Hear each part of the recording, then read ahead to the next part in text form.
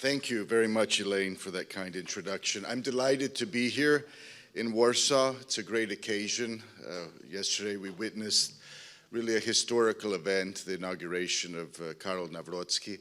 I want to thank George Simeon and our Romanian hosts for organizing another mega conference. These are always very useful. And in my brief remarks, I want to just share a few anecdotes from my limited experience in Brussels. I've been serving as an MEP for about a year now. At the entrance of the European Parliament, there's a big sign that says democracy in action. And what I've come to see in my daily work is that the elites in Brussels prefer conformity over democracy. They prefer conformity. They don't like dissent. They don't like opinions that they view as inappropriate or out of bounds of the mainstream. And we have a problem. I saw on the faces of many of my colleagues on the morning of November 6th, after Trump's re-election, they were really shocked. Somber moods, this kind of attitude of moral superiority and contempt for ordinary people. They just couldn't believe that so many American voters could re-elect Donald Trump as president. And so we have a major problem, I would say, in Brussels with the elites, with their attitude of moral superiority. There was a very fine book written by an American social philosopher named Thomas Sowell. He's still alive at Stanford University. He wrote a very good book in the mid-90s called The Vision of the Anointed. And in this book, Sowell elaborates the principles and the guiding views of the unelected elites.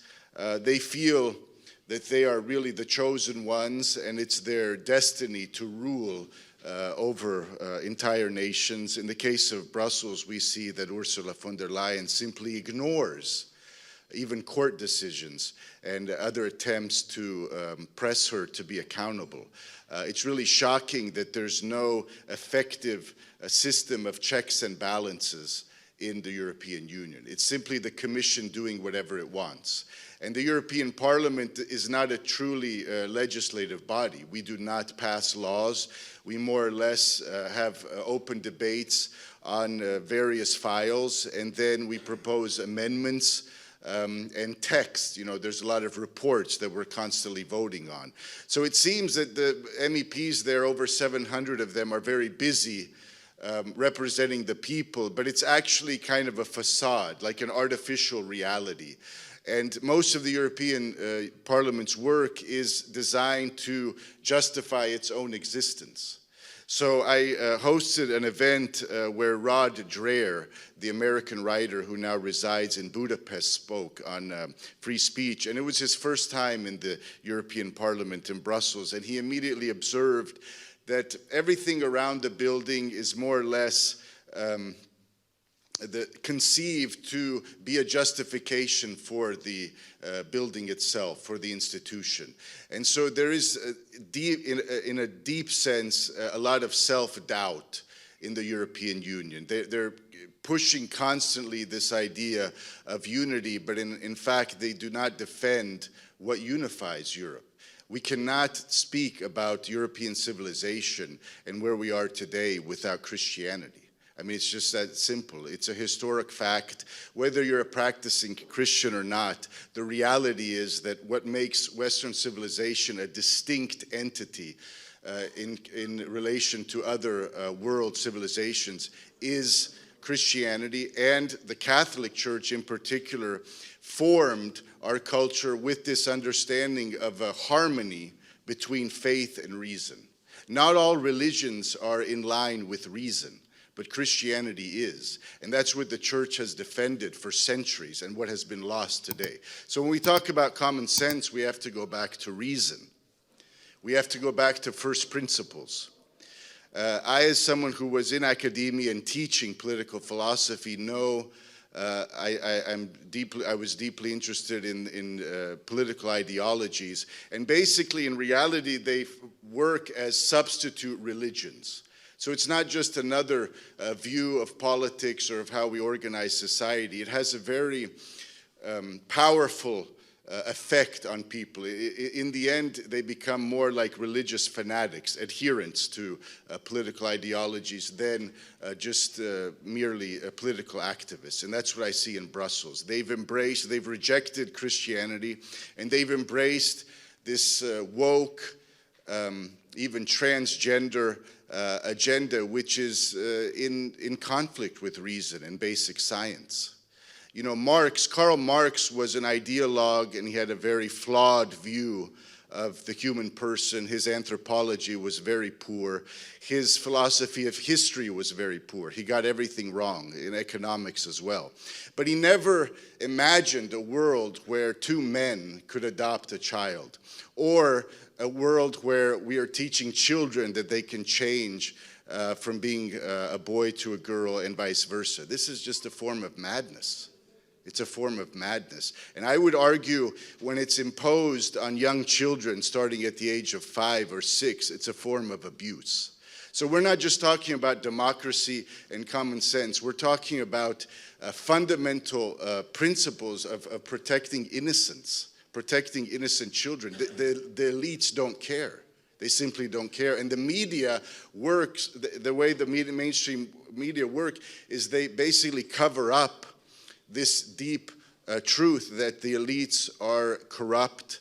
They are not solving our problems. I would say, from my experience, they're causing more problems than they're solving. They're creating problems. We have an army of permanent civil servants working in Brussels, over 30,000, and they have to find something to do.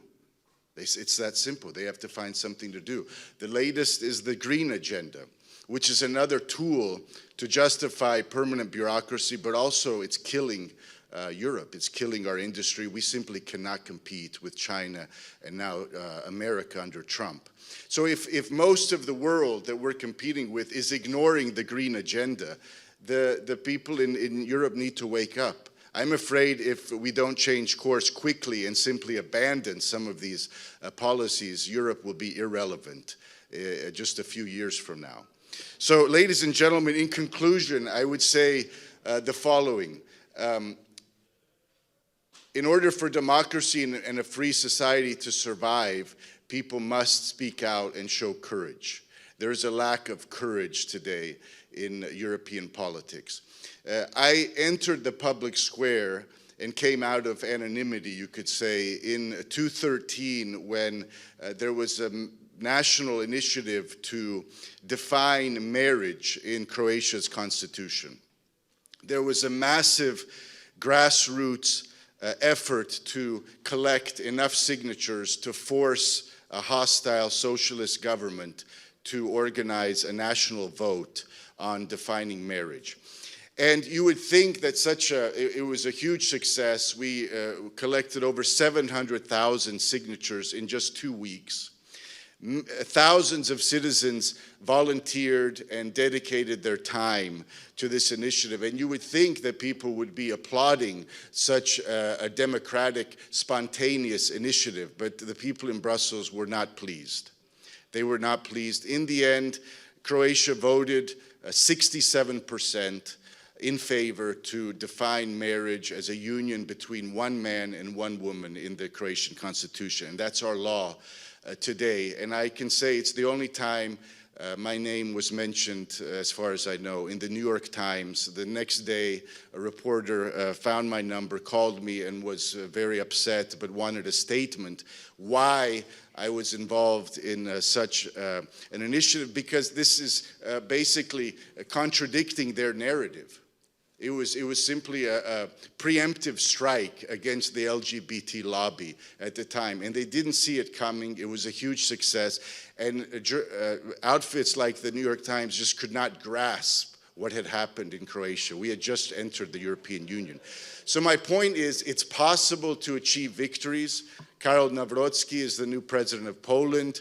We have many movements throughout the Western world where people are rising and raising their voice in defending common sense. But we must persevere, and that will take courage and patience. That's why this event is important. We must build on these victories and maintain our momentum. So thank you for listening.